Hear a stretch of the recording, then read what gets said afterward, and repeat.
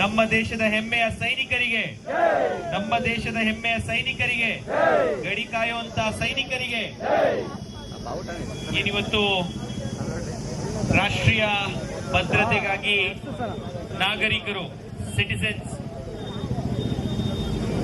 For Nations security ಅಂತ ಒಂದು ಶೀರ್ಷಿಕೆಯನ್ನ ಇಟ್ಕೊಂಡು ಇದೇ ತಿಂಗಳು ಮೇ 7ನೇ ತಾರೀಕು ನಮ್ಮೆಲ್ಲರಿಗೂ ಗೊತ್ತಿರೋ ಹಂಗೆ ಮಾನ್ಯ ಪ್ರಧಾನಮಂತ್ರಿಗಳು ನರೇಂದ್ರ ಮೋದಿಜಿಯವರು, ಮಾನ್ಯ ರಕ್ಷಣಾ ಸಚಿವರು ರಾಜನಾಥ್ ಸಿಂಗ್ ರವರು, ಮಾನ್ಯ ಗೃಹ ಸಚಿವರು ಅಮಿತ್ ಶಾ ರವರು ಪಹಲ್ಗಾಮ್ ಕಾಶ್ಮೀರದ ಒಂದು ಅದ್ಭುತವಾದಂತಹ ಪ್ರವಾಸಿ ಸ್ಥಳದಲ್ಲಿ ದೇಶದ ಎಲ್ಲ ಮೂಲೆಗಳಿಂದ, ನಮ್ಮ ಕರ್ನಾಟಕದಿಂದನೂ ಸಹ ಹಲವಾರು ಜನ ಏನು ಬಂದಿದ್ರು, ಅಲ್ಲಿ ಪ್ರವಾಸಕ್ಕೆ ಹೋಗಿದ್ರು. ಅವರು ಅಲ್ಲಿ ಹೋಗಿದ್ದಾಗ ಉಗ್ರಗಾಮಿಗಳು ಅವ್ರ ಮೇಲೆ ನೇರವಾಗಿ ತಮ್ಮ ಧರ್ಮ ಯಾವುದು, ತಾವು ಹಿಂದೂನ ಅಥವಾ ಮುಸಲ್ಮಾನರ ಅಂತ ಕೇಳಿ ಅವರನ್ನ ಕೊಲ್ಲುವಂತಹ ಒಂದು ದುಷ್ಕೃತ್ಯವನ್ನ, ಉಗ್ರಗಾಮಿ ಚಟುವಟಿಕೆಯನ್ನ ನಡೆಸಿದಕ್ಕೆ ಪ್ರತೀಕಾರವಾಗಿ ದೇಶದ ಪ್ರಧಾನಮಂತ್ರಿಗಳು ಅವತ್ತೇ ಹೇಳಿದ್ರು, ನೀವು ಎಲ್ಲಿರ್ತೀರಾ ನಿಮ್ಮ ನೆಲೆಯನ್ನ ಧ್ವಂಸ ಮಾಡುವವರೆಗೂ ನಾವು ಬಿಡಲ್ಲ ಅಂತ ಹೇಳಿ. ಇವತ್ತು 9 ಟೆರರಿಸ್ಟ್ ಆರ್ಗನೈಸೇಷನ್ಗಳ ಅವರ ಪಾಕಿಸ್ತಾನದಲ್ಲೇ ಆಗಿರ್ಬೋದು, ನಮ್ಮ ನೇವಿಯವರು, ನಮ್ಮ ಡಿಫೆನ್ಸ್ ಅವರು, ನಮ್ಮ ಎಲ್ಲ ದೇಶದ ಸೈನಿಕರು ಒಗ್ಗಟ್ಟಾಗಿ ನಮ್ಮ ರಕ್ಷಣಾ ವ್ಯವಸ್ಥೆಯ ಸಚಿವರ ನೇತೃತ್ವದಲ್ಲಿ, ಪ್ರಧಾನಮಂತ್ರಿಗಳ ನೇತೃತ್ವದಲ್ಲಿ ಡ್ರೋನ್ಗಳ ಮೂಲಕ, ಮಿಸೈಲ್ಗಳ ಮೂಲಕ ಅವ್ರ ಎಲ್ಲ ತಂಗುದಾಣಗಳನ್ನ ಯಾವ ರೀತಿ ಧ್ವಂಸ ಮಾಡಿದ್ದಾರೆ ಅಂತ ಎಳೆ ಎಳೆಯಾಗಿ ವಿಂಗ್ ಕಮಾಂಡರ್ ಅವರು ನಮ್ಗೀಗಾಗಲೇ ಪ್ರೆಸ್ ಮೀಟ್ ಅನ್ನ ಮಾಡಿ ಸಹ ಯಾವ 100ಕ್ಕೂ ಅಧಿಕ ಟೆರರಿಸ್ಟ್ಗಳನ್ನ ಕೊಂದಿರುವಂತಹ ಮಾಹಿತಿಯನ್ನ ಕೇಂದ್ರ ಸರ್ಕಾರ ಈಗಾಗಲೇ ಹೊರಬಿಟ್ಟಿದೆ. ನಾವೆಲ್ಲ ಚಿಕ್ಕ ವಯಸ್ಸಲ್ಲಿದ್ದಾಗ ಸರ್ಕಾರಗಳು ಯಾವ ರೀತಿ ಇತ್ತು, ಕಾರ್ಗಿಲ್ ವಾರಲ್ಲಿ ಏನಾಯ್ತು, ನನಗಿಂತ ಚೆನ್ನಾಗಿ ಸೈನಿಕರು ಇವತ್ತು ವಿಶೇಷವಾಗಿ ಇಲ್ಲಿದ್ದಾರೆ. ಸೈನ್ಯ ಯಾವ ಮಟ್ಟಕ್ಕಿತ್ತು, ಸೈನಿಕರಿಗೆ ಏನ್ ಫ್ರೀಡಮ್ ಇತ್ತು, ಅವರು ನಮ್ಮ ದೇಶವನ್ನ ಕಾಯುವಂತ ಸೈನಿಕರಿಗೆ ಶಕ್ತಿಯನ್ನ ತುಂಬುವಂತಹ ಸರ್ಕಾರಗಳು ಬರಬೇಕು ಅಂತ ಸೈನಿಕರೇ ಕೇಳ್ಕೊಂತ ಇದ್ರು. ಅದೇ ರೀತಿಯಲ್ಲಿ ಇವತ್ತು ಪ್ರಧಾನಮಂತ್ರಿಗಳು ಸಂಪೂರ್ಣ ಸ್ವಾತಂತ್ರ್ಯವನ್ನ ಕೊಟ್ಟು, ಅವರಿಗೆ ಸಂಪೂರ್ಣ ಬೆಂಬಲವನ್ನ ಕೊಟ್ಟು, ಇವತ್ತು ನಮ್ಮ ಡಿಫೆನ್ಸ್ ಸಿಸ್ಟಮ್ ಎಷ್ಟು ಚೆನ್ನಾಗಿದೆ ಅಂದ್ರೆ ಇಡೀ ವಿಶ್ವದಲ್ಲಿರುವಂತಹ 100ಕ್ಕೂ ಅಧಿಕ ದೇಶಗಳು ಇವತ್ತು ಬ್ರಹ್ಮೋಸ್ ಮಿಸೈಲ್ಗೆ ಬೇಡಿಕೆಯನ್ನ ನಮ್ಮ ದೇಶಕ್ಕೆ ಇಟ್ಟಿರುವಂತದ್ದು. ಹಾಗಾಗಿ ರಕ್ಷಣಾ ವ್ಯವಸ್ಥೆಯನ್ನ ಅದ್ಭುತವಾಗಿ ಮಾಡಿ ಸೈನಿಕರಿಗೆ ಬೆಂಬಲವನ್ನ ಕೊಟ್ಟು ಈಗಾಗಲೇ ಮೊದಲನೇ ಹಂತದಲ್ಲಿ ಟೆರರಿಸ್ಟ್ಗಳನ್ನ ಹೊಡೆಯುವಂತಹ ಕೆಲಸವನ್ನ ಪಾಕಿಸ್ತಾನದಲ್ಲಿದ್ರು ಸಹ ಹುಡುಕಿ ಹೊಡೆಯುವಂತಹ ಕೆಲಸವನ್ನ ನಮ್ಮ ದೇಶದ ರಕ್ಷಣಾ ಸಚಿವರ ನೇತೃತ್ವ ಮತ್ತು ಪ್ರಧಾನಮಂತ್ರಿಗಳ ನೇತೃತ್ವದಲ್ಲಿ ನಡೆದಿದೆ. ಈಗಾಗಲೇ ಪ್ರಧಾನಮಂತ್ರಿಗಳು ಮಾತಾಡಿದ್ದು ಕೇಳಿದೀರಾ. 8 ಗಂಟೆಗೆ ಅವ್ರು ಬಂದ್ರು ಅಂದ್ರೆ ಏನೋ ಒಂದು ವಿಶೇಷ ಇದ್ದೇ ಇರುತ್ತೆ ರಾತ್ರಿಯಲ್ಲಿ ಮಾತಾಡಕ್ಕೆ ಅನ್ನೋ ರೀತಿಯಲ್ಲೇ ಇನ್ ಮುಂದಕ್ಕೆ ಏನೇ ಇದ್ರು ಪಾಕಿಸ್ತಾನ ಹತ್ರ ಮಾತುಕತೆ ಯಾವುದೂ ಇಲ್ಲ. ಮಾತುಕತೆ ಒಂದೇ ವಿಷಯದಲ್ಲಿ, ಪಾಕ್ ಆಕ್ಯುಪೈಡ್ ಕಾಶ್ಮೀರ್ ಅಥವಾ ಪಾಕ್ ಆಕ್ರಮಿತ ಕಾಶ್ಮೀರ್ ಬಗ್ಗೆ ಮಾತ್ರ ಪಾಕಿಸ್ತಾನದ್ದು ಮತ್ತು ಭಾರತ ದೇಶದ ಮಧ್ಯೆ ಮಾತುಕತೆ ಇರುತ್ತೆ. ಅದು ಬಿಟ್ರೆ ಯಾವುದೇ ರೀತಿಯಾದಂತಹ ಮಾತುಕತೆ ಇರಲ್ಲ ಅಂತ ತಿಳಿಸಿದ್ದಾರೆ.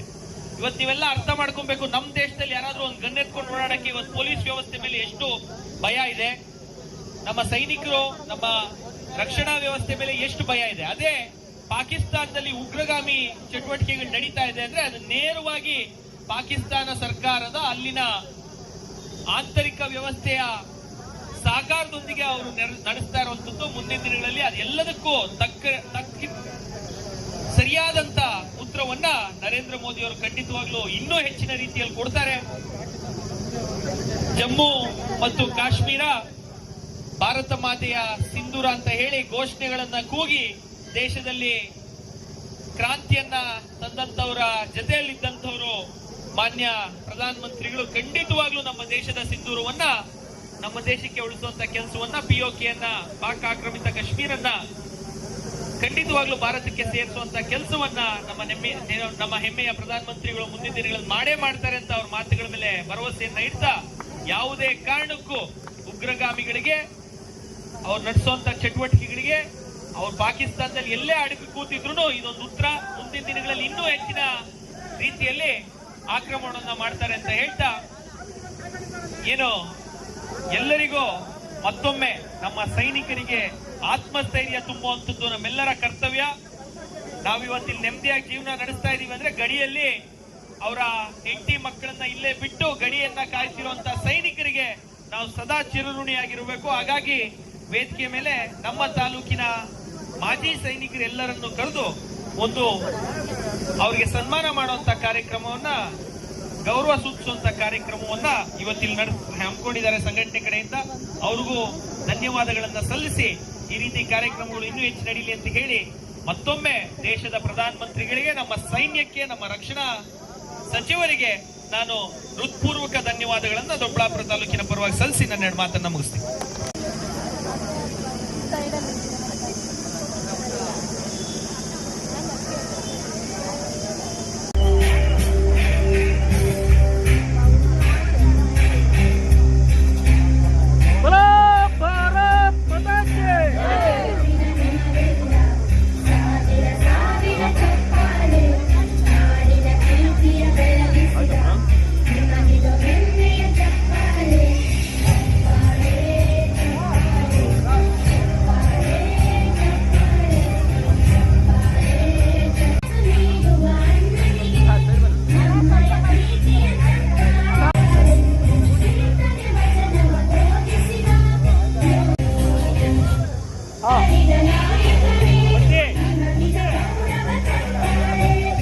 ಆಪರೇಷನ್ ಸಿಂಧೂರನ್ನ ಮಾಡಿರ್ತಕ್ಕಂತಹ ಮುಖ್ಯವಾಹಿನಿಯಲ್ಲಿ ಸೈನ್ಯ ಹಾಗೂ ರಾಷ್ಟ್ರದ ನಾಯಕತ್ವ ಇವೆರಡನ್ನು ಕೂಡ ಅಭಿನಂದಿಸುವಂತಹ ಕಾರ್ಯಕ್ರಮ.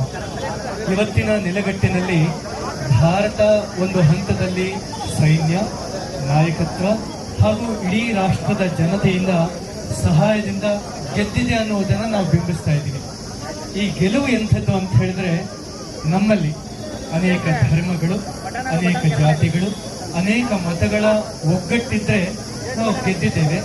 ಹಾಗೂ ನಮ್ಮನ್ನು ಸೋಲಿಸುವಂತಹ ಇತರೆ ಶಕ್ತಿಗಳ ಕೆಲಸ ಏನಂದ್ರೆ ನಮ್ಮನ್ನು ಹೊಡಿತಕ್ಕಂಥದ್ದು. ಈ ಕಾರ್ಯಕ್ರಮದ ಉದ್ದೇಶ, ನಮ್ಮ ಹಿಂದೆ ಸೈನ್ಯವಿದೆ, ಉತ್ತಮ ನಾಯಕತ್ವವಿದೆ, ಹಾಗೂ ಇವೆರಡರ ಜೊತೆ ನಾವು ಒಂದು ರಾಷ್ಟ್ರ ಧ್ವಜದ ಜೊತೆ ಒಂದಾಗಿದ್ದೀವಿ ಅಂತ ಹೇಳಿ. ಈ ವಿಶೇಷ ನಾಯಕತ್ವ ಯಾವಾಗ ಕೆಲಸ ಮಾಡುತ್ತೆ ಅಂತ ಹೇಳಿದ್ರೆ, ಇಡೀ ಬೇರೆ ಬೇರೆ ಶಕ್ತಿಗಳು ನಮ್ಮನ್ನ ಹೊಡಿಲಿಕ್ಕೆ ಕೆಲಸ ಮಾಡ್ತವೆ. ಆದ್ರೆ ನಮ್ಮಲ್ಲಿ ಯಾವ ಜಾಗರೂಕತೆ ಇರಬೇಕು ಅಂದ್ರೆ, ಅದು ಎಂಥದ್ದೇ ಇರಲಿ, ಅನೇಕ ಧರ್ಮಗಳು, ಅನೇಕ ಪಂಗಡಗಳು, ಅನೇಕ ಭಾಷೆಗಳು, ನಾವೆಲ್ಲರೂ ಕೂಡ ಒಂದು ರಾಷ್ಟ್ರ ಧ್ವಜದ ಅಡಿಯಲ್ಲಿ ದೇಶದ ಹಿತವನ್ನ ಕಾಪಾಡಿರ್ತಕ್ಕಂತಹ ನಮ್ಮ ಸೈನ್ಯವನ್ನ ಅಭಿನಂದಿಸ್ತೇವೆ ಅನ್ನುವ ಒಂದೇ ಮಾತಿಗೆ ನಾವು ಈ ಕಾರ್ಯಕ್ರಮವನ್ನ ಮಾಡ್ತಾ ಇದ್ದೀವಿ. ಈ ಕಾರ್ಯಕ್ರಮವನ್ನು ನಿಂತಿರಬೇಕು, ಈ ಒಗ್ಗಟ್ಟು ನಿಂತಿರಬೇಕು. ಹಾಗೂ ಇದುವರೆಗೂ ನಮ್ಮ ಕರ್ನಲ್ ಸಾಹೇಬರು ಬಹಳಷ್ಟು ನಮಗೆ ಮಾಹಿತಿಯನ್ನ ಕೊಟ್ಟರು, ಯಾವ ರೀತಿ ಸೈನ್ಯ ಕೆಲಸ ಮಾಡುತ್ತೆ, ಯಾವ ರೀತಿ ಟೆಕ್ನಾಲಜಿ ಹಾಗೂ ನಮ್ಮ ಜನಗಳಲ್ಲಿ ಯಾವ ಜಾಗೃತಿ ಇರಬೇಕು ಅಂತ ಹೇಳಿ. ಈ ಕಾರ್ಯಕ್ರಮ ಒಗ್ಗಟ್ಟಿನ ಜೊತೆಗೆ, ಹಿಂದೆ ಏನೋ ಟೆಕ್ನಾಲಜಿ ಇಲ್ಲದೇ ಇದ್ದಾಗಲೂ ಕೂಡ ಅಷ್ಟೇ ಹೋರಾಟವನ್ನ ಸೈನ್ಯ ಮಾಡಿತ್ತು. ಈಗ ಬಹಳಷ್ಟು ಟೆಕ್ನಾಲಜಿ ಇದೆ, ಬಹಳಷ್ಟು ಡ್ರೋನ್ ಇಂದ ಡಿಫೆನ್ಸ್ ಸಿಸ್ಟಮ್ ಎಲ್ಲವೂ ಮುಂದೆ ಬಂದಿದೆ ಅಂತ ಅವರು ಹೇಳ್ತಿದ್ರು. ಅದರೊಟ್ಟಿಗೂ ಕೂಡ ಪರಾಕ್ರಮ ಅಷ್ಟೇ ಅಚಲವಾಗಿದೆ. ಅಂತಹ ಪರಾಕ್ರಮದ ಜೊತೆ ನಾವಿವತ್ತು ಇಲ್ಲಿಂದ ತಾಲೂಕು ಆಫೀಸರ್ಗೂ ನಡೆಯುವಂತಹ ಕಾರ್ಯಕ್ರಮ ಅಂತ ಹೇಳಿದ್ರೆ, ಒಗ್ಗಟ್ಟು, ನಾಯಕತ್ವದ ಹಿಂದೆ ನಾವೆಲ್ಲ ಜೊತೆಗಿದ್ದೀವಿ ಅನ್ನುವ ಸಂದೇಶ ಅಷ್ಟೇ. ನೆರೇಟಿವ್ಸ್ ಅಂತ ಹೇಳ್ತೀವಿ, ಚಿಕ್ಕ ಚಿಕ್ಕ ಸಂಗತಿಗಳಿಂದ ಅವರು ಬೇರೆ ಇವರು ಬೇರೆ ಅಂತ ಬಿಂಬಿಸೋದು ಇದ್ದೇ ಇರುತ್ತೆ. ಆದ್ರೆ ನಮ್ಮ ಕೆಲಸ ಏನಿರಬೇಕು ಅಂದ್ರೆ, ಅದೇನೇ ಇರಲಿ, ರಾಷ್ಟ್ರದ ಏಕತೆ ಹಾಗೂ ಸೈನ್ಯ ಮಾಡುವಂತಹ ಕೆಲಸ. ಇವತ್ತು ಆತಂಕವಾದ ನಮ್ಮ ಎದುರುಗಡೆ ಇರುವಂತಹ ಅತ್ಯಂತ ಪೈಶಾಚಿಕ ಒಂದು ರೋಗ, ಅದನ್ನು ನಿವಾರಿಸುವ ದಿಕ್ಕಿನಲ್ಲಿ ಸೈನ್ಯ ಮಾಡುವಂತಹ ಕೆಲಸ, ರಾಷ್ಟ್ರದ ನಾಯಕತ್ವ ಮಾಡುವಂತಹ ಕೆಲಸದಲ್ಲಿ ನಾವೆಲ್ಲರೂ ಒಗ್ಗಟ್ಟಾಗಿರಬೇಕು, ಒಗ್ಗಟ್ಟಾಗಿದ್ದೀವಿ ಅನ್ನುವ ಸಂದೇಶವನ್ನ ಈ ತ್ರಿವರ್ಣ ಧ್ವಜವನ್ನ ತೋರಿಸುವ, ನಡೆಯುವ, ಒಗ್ಗಟ್ಟಾಗಿ ಜಯಕಾರವನ್ನ ಹೇಳುವುದರ ಮೂಲಕ ನಾವು ಈ ಸಂದೇಶವನ್ನ ಎಲ್ಲರೂ ಕೂಡ ಸೇರಿಕೊಡೋಣ ಅಂತ ಹೇಳ್ತಾ ಈ ಕಾರ್ಯಕ್ರಮ ಯಶಸ್ವಿಯಾಗಿ.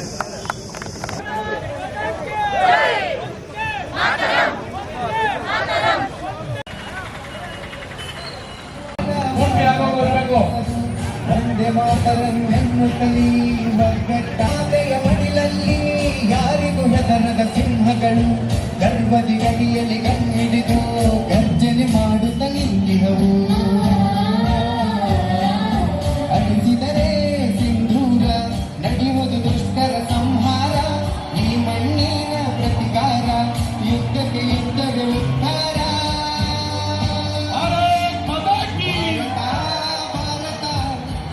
ಭೂಮಿ ಭಾರತ ಭಾರತ ಭಾರತ ವೀರಭೂಮಿ ಭಾರತ. ಭಾರತ್ ಮಾತಾ ಕಿ. ಹೆಮ್ಮೆಯ ಸೈನಿಕರಿಗೆ, ಭಾರತದ ಹೆಮ್ಮೆಯ ಸೈನಿಕರಿಗೆ, ವೀರ ಯೋಧರಿಗೆ ಒಂದೇ ಒಂದೇ ಒಂದೇ. ಭಾರತ್ ಮಾತಾ ಕಿ, ಭಾರತ್ ಮಾತಾ ಕಿ. ವೀರ ಯೋಧರಿಗೆ, ವೀರ ಯೋಧರಿಗೆ.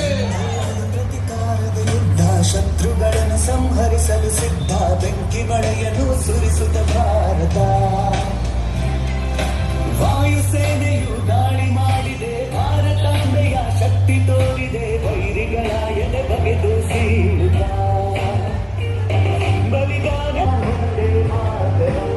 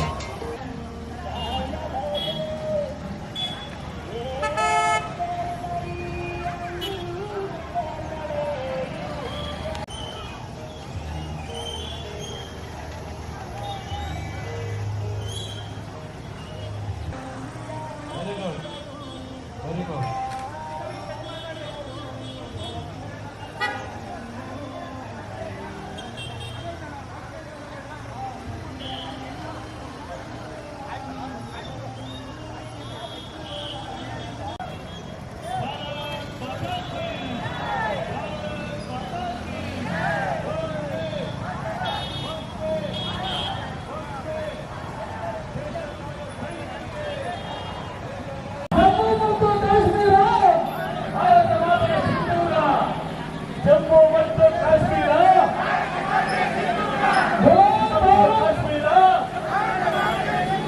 ಜಮ್ಮು ಮತ್ತು ಕಾಶ್ಮೀರ, ಜಮ್ಮು ಮತ್ತು ಕಾಶ್ಮೀರ. ಭಾರತ್ ಮಾತಾ ಕಿ, ಭಾರತ್ ಮಾತಾ ಕಿ.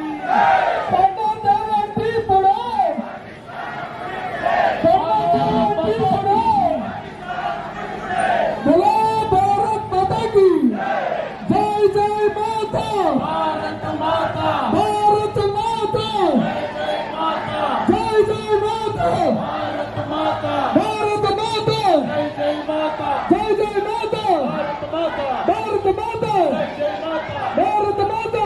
ಜೈ ಮಾತಾ. ಬಲೋ ಭಾರತ್ ಮಾತಾ ಕಿ. ಗಡಿಕಾಯ ಯೋಧರಿಗೆ ಭಾರತ್ ಮಾತಾ ಕಿ. ಕನ್ನಡ ತ್ರಿಪುರ, ಕನ್ನಡ ತ್ರಿಪುರ.